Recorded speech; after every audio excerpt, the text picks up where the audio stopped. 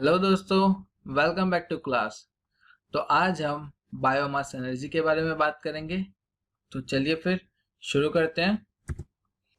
Biomass energy, plant matter created by the process of photosynthesis is termed as biomass, and for the photosynthesis process solar radiation energy is required, hence it is an indirect form of solar radiation। तो biomass energy होता क्या है? Plant matter को photosynthesis process के लिए organic matter की जरूरत पड़ती है, जिसे हम बायोमास बोलते हैं। और फोटोसिंथेसिस प्रोसेस के लिए सोलर रेडिएशन का होना जरूरी है। और हमारा जो सोलर रेडिएशन होता है वो कौन सा फॉर्म होता है? इनडायरेक्ट फॉर्म में होता है हमारा सोलर रेडिएशन। तो मेनली होता क्या है इसमें? जो हमारा सन से सोलर रेडिएशन आता है वो CO2 और H2O को रिएक्ट करता है, उससे हमारा क्या बनाता है? बायोमास। ठीक है, और हमारे कुछ ऑक्सीजन रिलीज हो जाते हैं, है ना। तो प्लांट हमारा ऑक्सीजन रिलीज करता है और ये हमारा बायोमास क्रिएट हो गया। ठीक है, इसका कंप्लीट स्ट्रक्चर होता है CXHYOZ, जिसमें XYZ कोई भी नंबर हो सकते हैं। ठीक है, जो कि इक्वेशन को कंप्लीटली बैलेंस करे। आगे देखते हैं direct combustion method. Direct combustion method में क्या होता है? जैसे कि वुड, एनिमल डंग केक, ये हमारे डायरेक्ट कंबशन मेथड में आते हैं।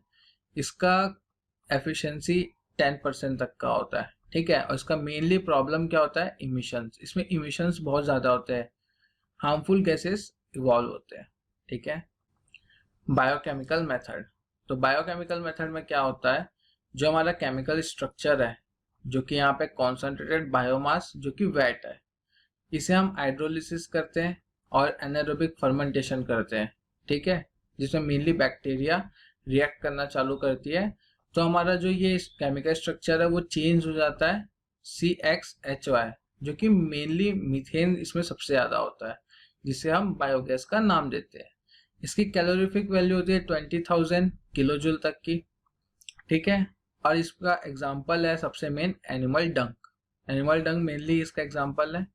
और जो हमारे इसकी कैलोरीफिक वैल्यू है, इसमें हमारा जो बायोगैस है वो dual fuel made for CI engine या तो कुकिंग पर्पस, ये दोनों चीज में काम आते हैं, है ना। तो ये हमारा होता है बायोकेमिकल मेथड। Thermochemical method.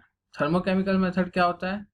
ये हमारा केमिकल स्ट्रक्चर हो गया। जब इसे हम पार्शियल कंबशन करते हैं तो ये CO2 में कन्वर्ट होता है, और CO2 में जब हम रिडक्शन करते हैं तो ये 2CO बन जाता है। वैसे ही हमारा अगर H2O से हम रिडक्शन करेंगे तो वो H2 प्लस CO हो जाएगा, और CO का सिर्फ CO रहता है। ठीक है, और H2 प्लस CO को जब हम रिडक्शन करते हैं तो वो मीथेन बनता है। तो यहाँ पे देखिए, ये हमारा 2CO क्या हो गया? तो हमारा यहाँ पे CO प्रोड्यूस हो रहा है, यहाँ H2 प्लस CO में हमारा H2 प्रोड्यूस हो रहा है और CO प्रोड्यूस हो रहा है, और इसको जब हम रिडक्शन करते हैं तो मीथेन प्रोड्यूस हो रहा है। तो हमारे यहाँ पे मीथेन माइनर हो गया। ठीक है, और बाकी ये दोनों हमारे गैस प्रोड्यूस हो रहे हैं, तो ये हमारे प्रोड्यूसर गैस हो गए। इसकी वैल्यू होती है कैलोरीफिक वैल्यू 15,000 किलोजूल पर केजी तक की। ठीक है, तो ये हमारा थर्मोकेमिकल मेथड हो गया। आगे देखते हैं thermochemical method. In the thermochemical method, biomass gasification is the process is used to convert solid biomass into the combustible gas mixture termed as producer gas।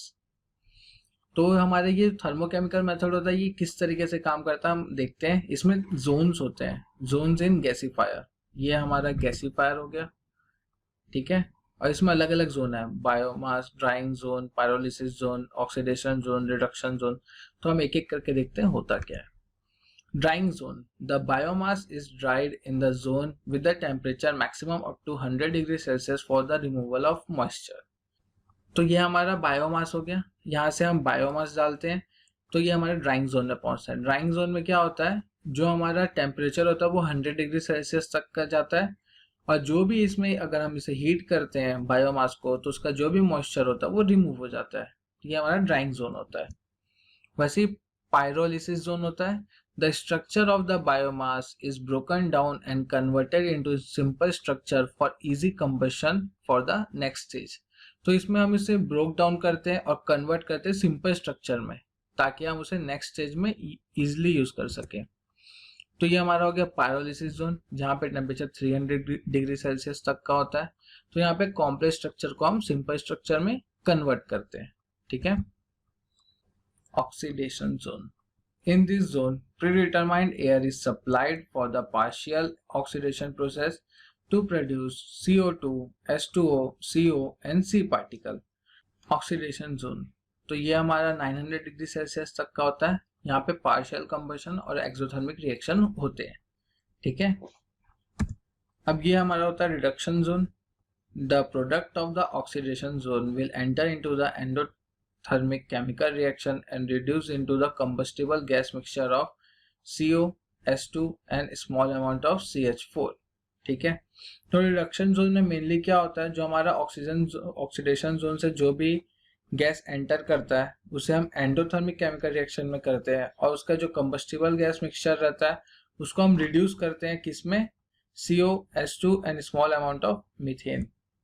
तो यही है हमारा रिडक्शन जोन, जहाँ पे टेम्परेचर 600 डिग्री सेल्सियस तक का है। यहाँ पे एंडोथर्मिक रिएक्शन होता है, CO, H2 और स्मॉल अमाउंट ऑफ मीथेन यहाँ पे हम क्रिएट करते हैं, ठीक है। तो ये कैसे काम करता है एक बार देख लेते हैं। ये हमारा बायोमास हो गया ड्राई, जो कि एग्रीकल्चर क्रॉप रेसिड्यू है। उसे हम पहले ड्राइंग जोन में जाता है, वहाँ पे मॉइस्चर रिमूव होता है। फिर वो पायरोलिसिस जोन में जाता है, जहाँ पे कॉम्प्लेक्स स्ट्रक्चर सिंपल स्ट्रक्चर में चेंज होते हैं। फिर वो जाता है ऑक्सीडेशन जोन में, जहाँ पे पार्शियल कंबशन और एक्सोथर्मिक रिएक्शन होता है। फिर जाता है वो रिडक्शन जोन में, जहाँ पे एंडोथर्मिक रिएक्शन होता है। यहाँ पे जो गैस हम बाहर से देते हैं वो O2 होता है मेनली, ठीक है। यहाँ पे रोडियम लगे रहता है, जो कि रिडक्शन कैटलिस्ट का काम करता है। तो ये हमारा यहाँ पे जो हीट होता है, तो उसमें जो ऐश क्रिएट होते हैं, तो वो ऐश यहाँ नीचे गिर जाते हैं, और जो हमारा गैस होता है वो ये प्रेशर मेजरिंग डिवाइस से होते हुए हमारा प्रोड्यूसर गैस हमें मिल जाता है, जो कि CO, H2 और CH4 होते हैं। तो ये जो सारा प्रोसेस होता है वो यहाँ पे दिखाया हुआ है। ये हमारा कॉम्प्लेक्स स्ट्रक्चर है सॉलिड बायोमास। इसे हम पायरोलिसिस के हेल्प से सिंपल स्ट्रक्चर में कन्वर्ट करते हैं। फिर पार्शियल कंबशन की हेल्प से हम इसे कन्वर्ट करते हैं, जैसे CO2 हो गया, उसको रिडक्शन के तो 2CO हो गया, 2H2 हो गया तो 2CO प्लस 2H2, और वैसे CO का CO रहता है। और ये 2H2 और प्लस 2CO को जब हम रिडक्शन करते हैं कार्बन के प्रोसेस में, तो CH4 क्रिएट होता है।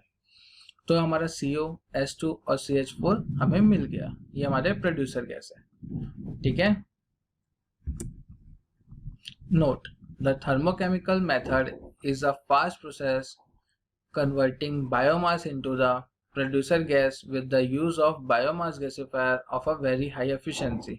तो हमारा जो थर्मोकेमिकल मेथड होता है वो फास्ट प्रोसेस है, जो कि बायोमास को कन्वर्ट करता है प्रोड्यूसर गैस में with the use of biomass gasifier, जो कि बहुत हाई एफिशिएंसी का होता है। इसकी एफिशिएंसी होती है 50 to 70% तक की।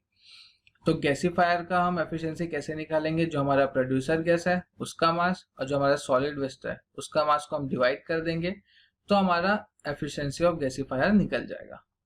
Second, composition of producer gas.